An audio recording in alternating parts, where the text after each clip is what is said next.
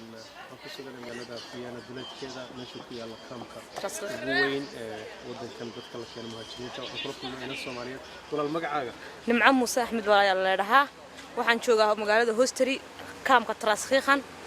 marka dhibaatada aan meeshan ugu haysta ayaan kaaga warramaynaa dadaan Soomaali nahnay waxaan bishii 12keedii xageed ka timid waxaan ka yimid magaalada Soomaaliland xageed soo martay markaa waxaan soo maray Liibiya Itaaliya Hosteri Liibiya Itaaliya Hosteri badda soo maray waxaan ku jiray habeen iyo maalin maxaad uga soo tagtay wadankayga dee dhibaato naga soo tagnay kulli si garanaysa Soomaaliya dhib baa ka jira waa dhibaato imisa safarkaagu qaatay imisa bilood imisa maalmood shaadu 5 bilood 6 bilood ilaa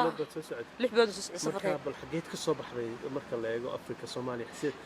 waxaan ka soo baxay Ethiopia Addis to Sudan to Libya to Italia maxaad kala kulantay safarkaagii saxaraha iyo Liibiya iyo Suudaan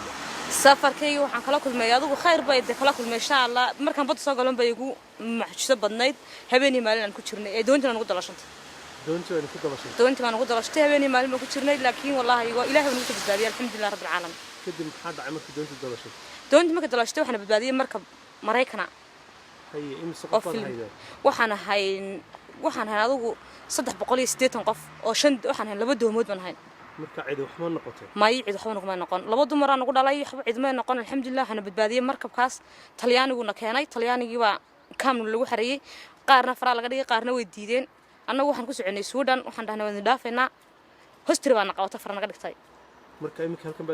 halkan baad degan Hosteri imika ayaa 5 bilood ba jooga xaaladaada ka waran xaaladaydu wallahi walaal ma fiicna kuma fiicni Hosteri ma wanaagsanaba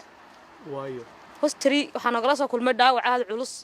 waxaan nagala soo kulmay muxuu haayay dee waxa ay iyadoo naqaabileen iyadoo wax xalaalo caadi ah noo qabanay hadda siraad ka baxna faraak ayaa la meesha soo qabanayaan xaaladeedu wallahi Hosteri ma wanaagsanaba maxaa la idin qaabili laayeen waxa ugu wacan qaabilaada dee meesha kaamka waxa haysta systemkeeda ma garanayna anagu laakiin qaxoontigii bay diideen ba qaxoontigu ma qaabilayaan way celiyaan ba qaxoontiga badankooda laakiin dadka Syria iyo Afghan kiimada wadankan si weyn u soo galay si weyn baa loo qaabilaa si weyn baa loo qaabilaa si fiican baa loo siiyaa sharciyada marka Afrikaankii waxa la loo qabanay ma jirto Nigeria dan Soomaaliland dan Eritreanay meeshan ku dulmanay waayo maxaa ugu wacan meesha waxa ugu wacan maamulka sare meesha jooga waa Afghanistan iyo Syria waxa meesha ka maamulaha safarkaaga hadan ku noqdo kharash intee lag baa kugu baxay waxay ugu baxay ilaa Soomaaliya ilaa wadanka waxay ugu baxay 4800 oo Liibiya 4800 oo Liibiya iyo 1500 oo halkan lagu keenay wadankan adu waxa ugu baxay 8500 ugu yaraan 8500 dollar marka hadii aad ogaan lahayd safarkaaga halistiisa ma soo gali lahayd ma soo galaan mana soo baxeen lacagteeda waan iska haysan lahaa mana soo baxeen mana soo doonteen haddaan saamooday lacagteeda waan iska haysan lahaa wadankayga wax kaga qabsan lahaa hadeen mooday ruunaysata yaad uga soo tagtay Soomaaliya waxaan ku tagay hooyaday iyo ciyaalkayga iyo aabaha iyo dadka awlaadeedii laba ciyaal aan dhalay inaan baan dhalay imisa jir way labaduba inankuna waa 3 sano inantuna waa 2 sano waa sanadii 9 bilood Amiir iyo Amiira la kala yiraahdo goorma kugu dambeysay waxay ugu dambeysay bisheedii sanadkiis 2014 bishii tobnaad marka misla xiriirdan imika waan isla xiriirnaa waan isla hadalnaa maxay ku yiraahdeen de wallahi walaal markaan dhaawacmada loo sheegay inankaygu wuxuu waxaad samaysay hooyo waan ogahay inaad dhaawacantay aan ku ogahay ilaahay ha ku fududeeyo dhaawac baa igu dhacay halkan halkan ka soo dhacay meeshan aan joogo maxaa kugu dhacay maxaad uga soo dhacday walaal de meeshan cadaalad ma taalo Soomaali hadaan nahnay meesha cadaalad ma taalo moobila iyo wax iyo adigu dahan Syria ma isleenay kadib Syria waxaan isleenay waxay noo soo qaadeen booliska dibadda ay noo saareen anaga Soomaaliya oo badan imika inaan ku warrami doono meesha jooga iyo anaga kulligeeygi dibadda nagu dhaan seexda dadkii naga qaatay moobilada iyo alaabta naga qaatayna dadkoodii baa markii uu turjumo u hadlay afkiiba garanayay annagu sida dhibtaasan haysata kadib aniguna aan ku soo noqday kaamkii markii dibadda la saaray dhibtaa darteed baan kaamka inta ku soo noqday iska soo tuuray dabaqa aan siri dabaqad ka soo tuuray dabaqa saddexaad iska tuuray oo maxaad iska soo tuuray dhibaatada iga haysta meesha iyo daryeel la'aanta iyo qaabil la'aanta iyo booliskan rag kala warramayaan wadanka baa anaga aan ku qaabilsanay haddana Afrikaanna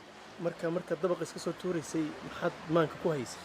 maanka waxaan ku hayay bad inaan iskaba dhintaba oo inaad istishaad doonaysay noloshaygu igu adkaatay dabta maxaa dhacay meeshan baan meel baahayn walaal meesha meel wanaagsan ba ma haba hay dabaqaad ka soo tuurtay kadibna maxaa dhacay kadibna dee afar cishan kuma ku jira dhakhtarkan aalay hay maxay see wax ku gaadheen la gacantan labada gacmood ka jabay dhabarka hay